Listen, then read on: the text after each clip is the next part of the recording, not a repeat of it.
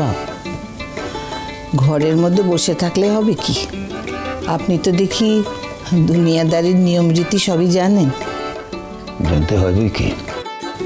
তাহলে তাহলে কি আপনি ওই ফুল? ঠাম্মি, ফুলের কথা বলো না প্লিজ।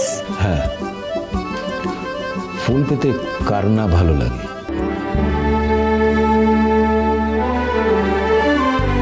তুমি তো শুধু ব্যবসা আর সংসারের অনুশাসনের বাঁধন এই নিয়ে ব্যস্ত থাকলে আমি কি চাই, আমার কি ভালো লাগে,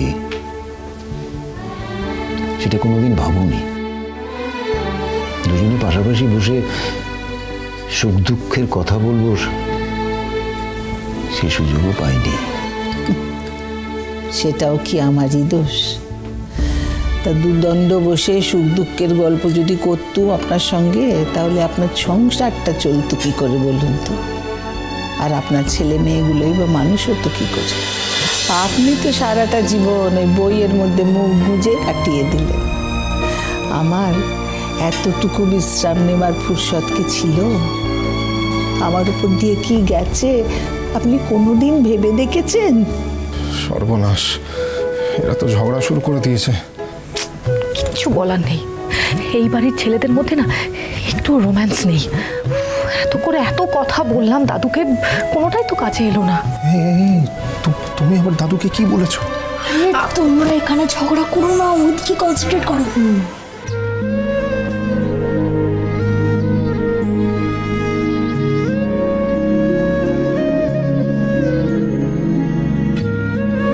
জানি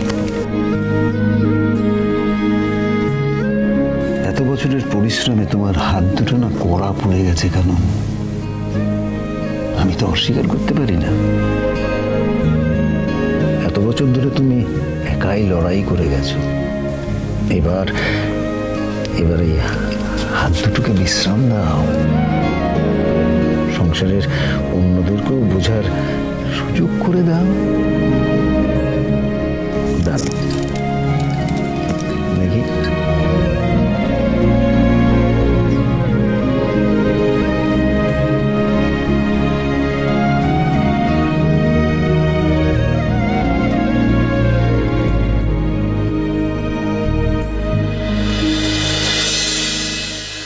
কি করে বললো যে ও আমায় ভালোবাসে না?